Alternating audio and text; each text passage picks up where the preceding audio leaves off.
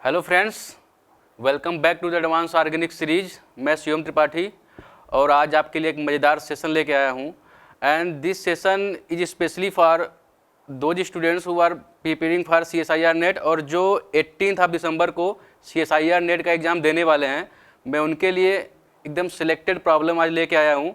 आप अगर इन सारे प्रॉब्लम को अगर आप करके जाएंगे एग्ज़ाम के थ्रू, अगर आपका मेजर ऑर्गेनिक पोर्शन है तो आप इनको सवाल को ज़रूर 2 बार प्रैक्टिस करके जाइए, ताकि आप वहाँ पे अगर एग्जामिनर अगर रिएक्शन के टाइम अगर स्टीरियो कैसे डिसाइड करना है, कौन सा स्टीरियो होगा, अगर इन सब आप सवाल को आप प्रैक्टिस करके जाएंगे तो आप स्टीरियो से मात नहीं खाएंगे। आप बिल्कुल आराम से इस सवाल को कर लेंगे। और कुछ रिएक्शन जो अटपटे टाइप के होते हैं, मैं भी उनको उनका कलेक्शन किया हूँ, तो वहाँ भी आपसे मिस्टेक नहीं होगी। तो ज़रूर इन सब चीज़ों का आप करके प्रैक्टिस जरूर जाइएगा। तो चलिए, without taking much more of your time, चलिए तो शुरू करते हैं। सबसे पहले आप देखिए ये रिएक्शन ऊपर दी गई है, ये चैप्टर 1 नांज सोल्यूशन मैनुअल से मैंने लिया है।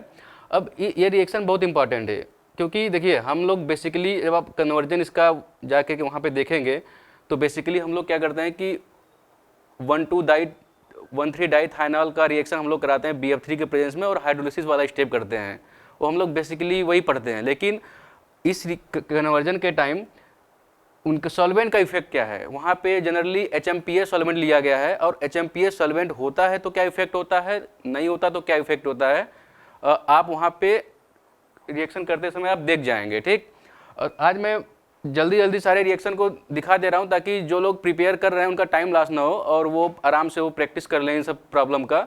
बाकी 1 बाय 1 करके मैं इसको सोल्यूशन भी कराऊंगा नेक्स्ट सीरीज में। आज पार्ट 1 लेके आया हूँ और कल पार्ट 2 में इसको मैं फिनिश कर दूंगा। तो बेसिकली ये जो प्रॉब्लम है वो नांज सोल्यूशन मैनुअल से ही है। तो आप ये चैप्टर 1 से है, मैंने यहाँ पे मेंशन किया हुआ है। अब आप देखिए, इसको बनाना है इस गिवन स्पीसीज से, तो ये भी चैप्टर 1 का है। आप प्रैक्टिस करिएगा, आप साहर से करके कर सकते हैं। आप इस सवाल को जरूर प्रैक्टिस करिएगा। तो मैं नेक्स्ट बढ़ता हूँ। हाँ, अब आप देखिए चैप्टर 3 से है, सोल्यूशन मैनुअल, नांज सोल्यूशन मैनुअल चैप्टर 3 से है ये।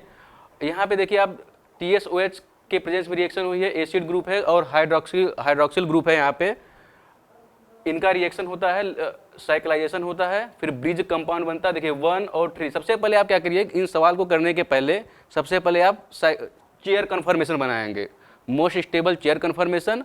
फिर वहाँ पे देखिए 1 और 3 पोजीशन पे एसिड और हाइड्रोक्सिल ग्रुप है, तो साइक्लाइजेशन हो जाएगा, जिसको हम इलेक्ट्रोनाइजेशन बोलते हैं, साइक्लिक स्टर फॉर्मेशन होगा।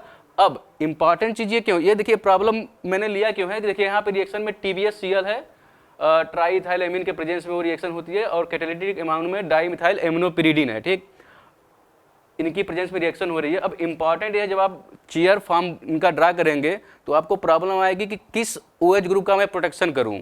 तो एक तो OH ग्रुप 3 डिग्री वाला होगा और 2 2 डिग्री वाले होंगे। तो दो 2 डिग्री वाला जो होगा, अब आपको डिसाइड करना आप एक्सियल का प्रोटेक्शन करेंगे, इक्वेटोरियल का करेंगे। और वहाँ पे देखिए, जब आप इन प्रॉब्लम को करिएगा तो वहाँ पे सोल्यूशन भी दिया गया है। आप सोल्यूशन को ईच स्टेप बाय स्टेप आप उसको ध्यान से पढ़िएगा। तो मैं आपको एक हिंट दे रहा हूँ, क्योंकि अभी टाइम में लेना नहीं चाह रहा आपका।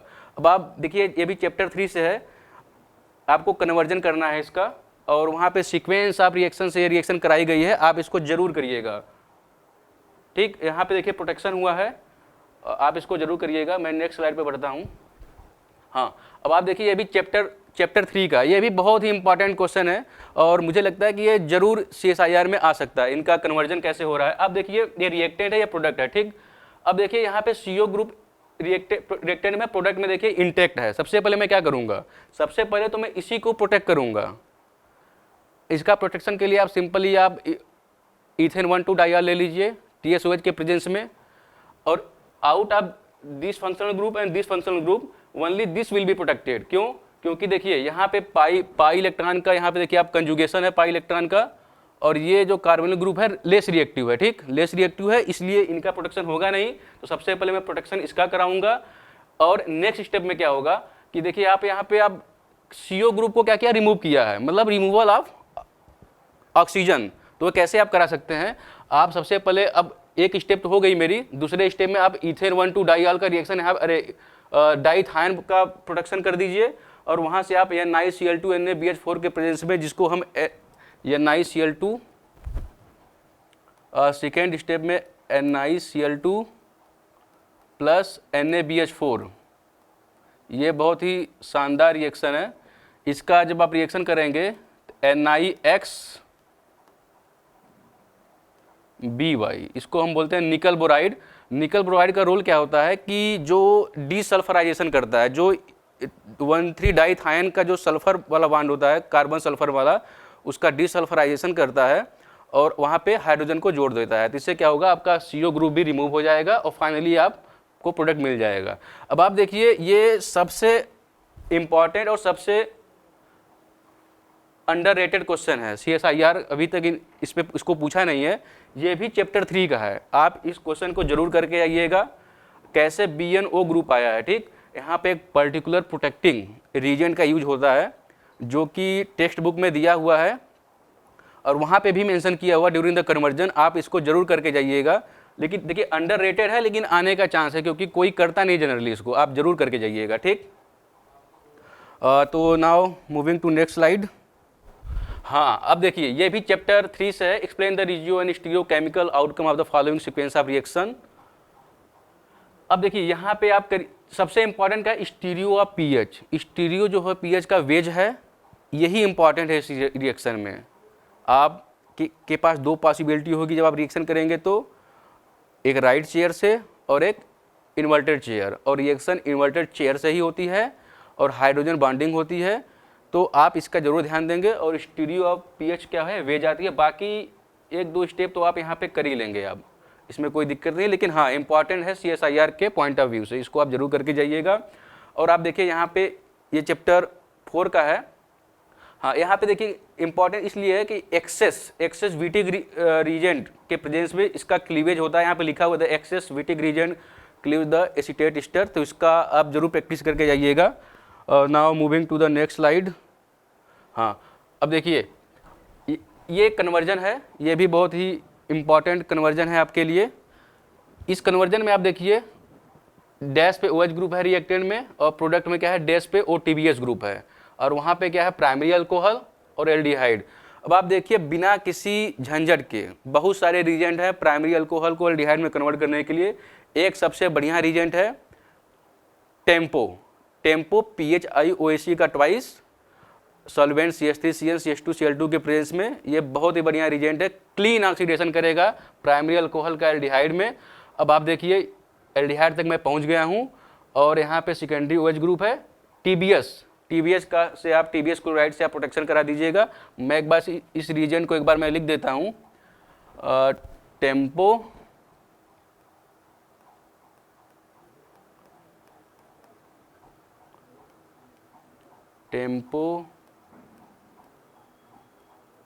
PHIOAC का ट्वाइस CH3CN CH2Cl2। आप इनको जरूर करके जाइएगा। नेक्स्ट स्लाइड देखिए, ये भी बहुत इंपॉर्टेंट है। एक रिएक्शन सीक्वेंस G1 से हुई है 67%, G2 51%। आपका पहला रिएक्शन है H2PDOH का ट्वाइस एथनॉल, दूसरा BH3.SME2। ये देखिए, BH3 जो बोरेन है, SME2 कोऑर्डिनेट बॉन्ड से ये कनेक्ट होता है, सॉल्वेंट है वो। जैसे THF होता है, तो उसी फॉर्म में वो रहता है। तो आप देखिए, H2PDOH का होल ट्वाइस एथनॉल के प्रेजेंस में आप क्या कराओगे, अल्फा बीटा अगर अनसैचुरेटेड होता है, तो हम जानते हैं कि अल्फा बीटा अगर अनसैचुरेटेड अगर सिस्टम है, तो कार्बन कार्बन डबल बॉन्ड का रिडक्शन होगा। यहाँ भी डबल बॉन्ड है, इसका भी रिडक्शन होगा। हालांकि इन्होंने मेंशन नहीं किया है, लेकिन दोनों का रिडक्शन होगा अकॉर्डिंग टू सोल्यूशन। और BnO ग्रुप है, इसका मतलब इसका भी हाइड्रोजिनोलिसिस होगा, ऑक्सीजन के पास हाइड्रोजन आएगा, और BN ग्रुप मतलब C6H5CH2 वो टोल्यून में कन्वर्ट हो जाएगा। आप इसका ध्यान दीजिएगा। के सेलेक्ट्राइड, अब आप देखिए, के सेलेक्ट्राइड का apart from other function of के सेलेक्ट्राइड का जो भी फंक्शन हो, आप एक और फंक्शन इंपॉर्टेंट होता है, अल्फा बीटा अनसैचुरेटेड सिस्टम के साथ इसका कैसा बिहेवियर होता है। अगर अल्फा बीटा अनसैचुरेटेड अगर सिस्टम है, कार्बोनिक के रिस्पेक्ट में अल्फा कार्बन और ये बीटा कार्बन, अगर एक भी हाइड्रोजन होता है, तो के सेलेक्ट्राइड आपका 1,4 अटैक कराता है और कार्बन कार्बन बॉन्ड का रिडक्शन होता है। तो आप G2 प्रोडक्ट जो होगा केवल इस कार्बन कार्बन डबल बॉन्ड का रिडक्शन होगा, बाकी सब इंटैक्ट रहेगा। Now moving to the next slide. हाँ, ये देखिए सेलेक्ट्राइड है, इसकी रिएक्शन हुई है, इसका रिडक्शन मुझे कराना है। तो अब आप देखिए, सबसे पहले तो सब कुछ करने के पहले आप इनका चेयर फॉर्म ड्रा करेंगे, चेयर फॉर्म कन्फर्मेशन। और चेयर फॉर्म कन्फर्मेशन जब ड्रा करेंगे, stable chair form conformation draw करिएगा, फिर आप LiPH सेकेंडरी ब्यूटाइल से रिएक्शन कराइएगा। हाँ, अब इसमें क्या होता है कि एक्जियल से ही, हालांकि आप सोचेंगे बल्कि रिएजेंट है, लेकिन चेयर जब फॉर्म आप ड्रा करेंगे तो ऐसा कन्फर्मेशन ड्रा होगा कि आपको अटैक एक्जियल साइड से ही कराना पड़ता है और equatorial alcohol is obtain as a major product. इसका एक बार कन्फर्मेशन मैं लिख देता हूँ।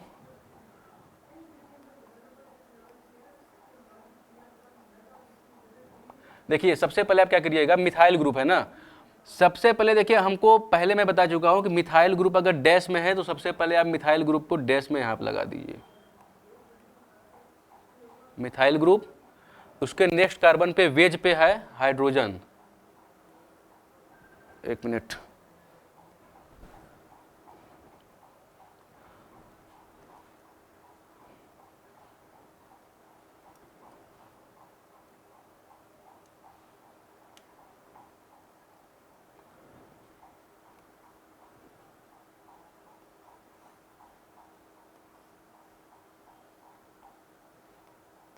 मिथाइल ग्रुप, नेक्स्ट कार्बन पे वेज पे हाइड्रोजन।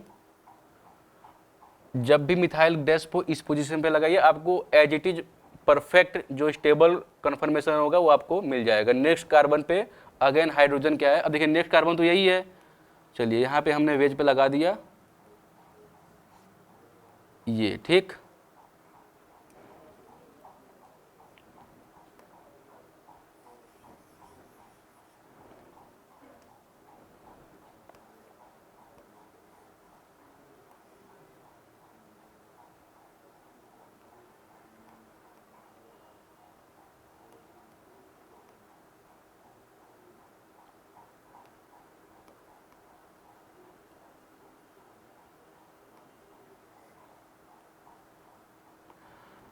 हाँ, अब नेक्स्ट कार्बन पे कुछ नहीं है, अब कार्बोनिल ग्रुप आपका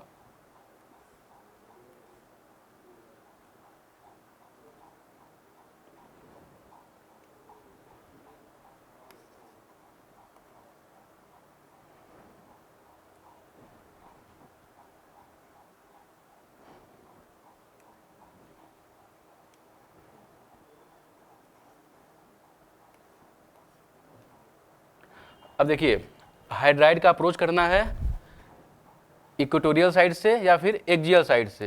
ये आपका एक्जियल और ये आपका इक्वेटोरियल।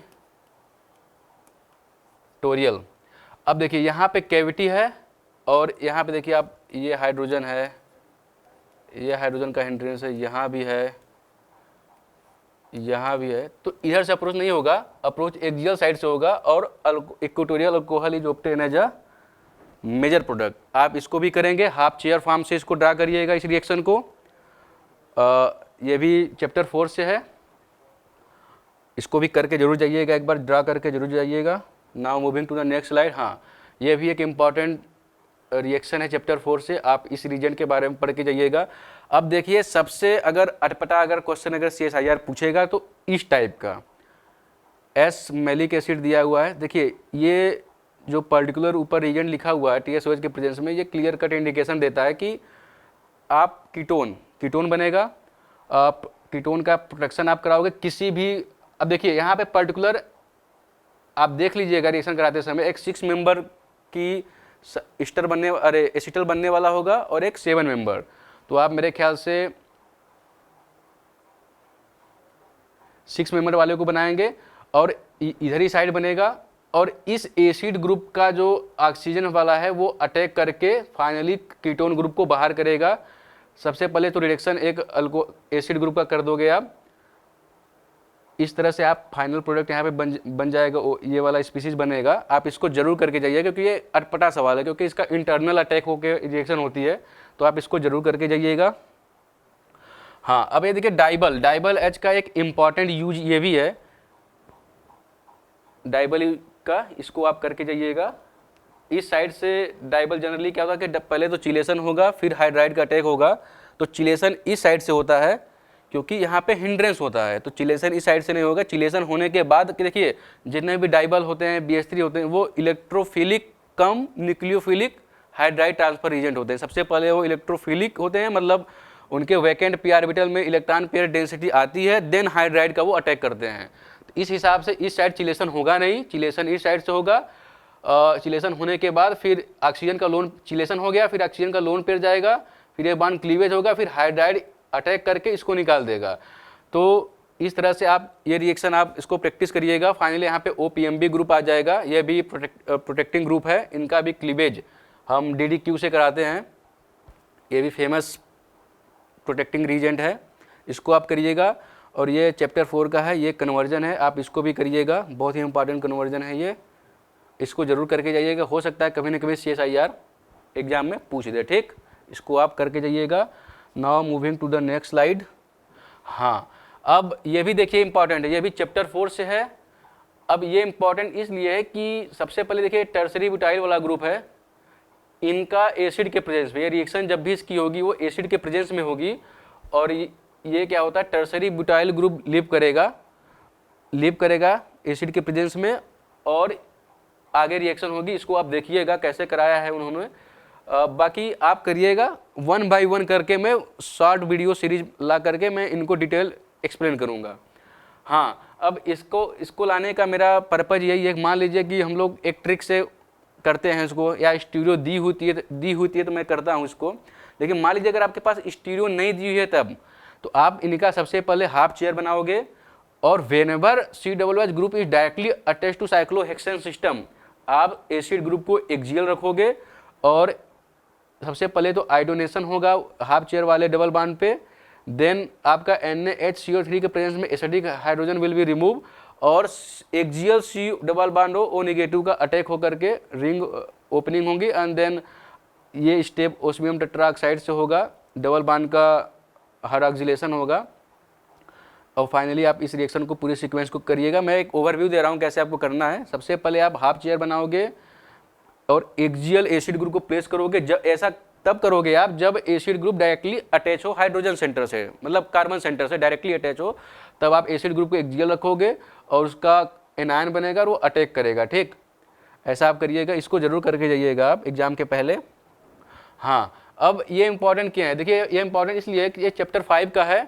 देखिए शार्पलेस एसिमेट्रिक एपॉक्सीडेशन तो सब कर लेता है, ओजोनोलिसिस भी सब कोई कर लेगा, इसमें कोई दिक्कत नहीं है। लेकिन इनका जो लास्ट स्टेप है ना, वो लास्ट स्टेप में आपको फिशर प्रोजेक्शन ड्रा करके cyclic form, cyclic chair conformation में इनको प्रोडक्ट में, वो product generally cyclic chair form में ही दी हुई होगी, तो आप चेयर फॉर्म से, अरे आप फिशर फॉर्म से ड्रा करके उसको साइक्लोहेक्सेन चेयर फॉर्म में आप करोगे। तो इसका जरूर प्रैक्टिस करके जाइएगा। ये मान के चलिए अगर आएगा तो 4 मार्क्स में एकदम श्योर शॉट है ये। इसको आप कर, अगर आप इस तरह का क्वेश्चन करके जाओगे ना, तो आप एग्जामिनर किसी भी तरह का क्वेश्चन पुट करेगा, आप करके जरूर आओगे। इतना आप 2 से 3 बार इसका प्रैक्टिस करके जरूर जाइएगा। ये देखिए यहाँ पे इस रिएक्शन का इंपॉर्टेंट है ट्रांजिशन स्टेट, वहाँ पे डिटेल में एक्सप्लेन किया हुआ सोल्यूशन मैनुअल में। ट्रांजिशन स्टेट इसका आप जरूर करके जाइएगा, कैसे वो स्टेबल है ट्रांजिशन स्टेट। हाँ, फाइनली लास्ट, हाँ अब आप देखिए ये भी कन्वर्जन ही है इसका। अब इस कन्वर्जन में देखिए मैं आपसे पहले बताया था कि रिएक्शन के टाइम भी वो स्टीरियोकेमिस्ट्री दे देते हैं, ठीक। तो जब आप इस रिएक्शन को आप करोगे तो आपको स्टीरियो रिएक्शन के दौरान कैसे स्टीरियो, कैसे 180 पे रोटेट करना है, ये सब आप सीख जाओगे इसकी प्रैक्टिस करते टाइम। तो आप इसको जरूर करिएगा। तो आज के लिए बस इतना ही मेरे साइड से, और हम मिलते हैं नेक्स्ट पार्ट में।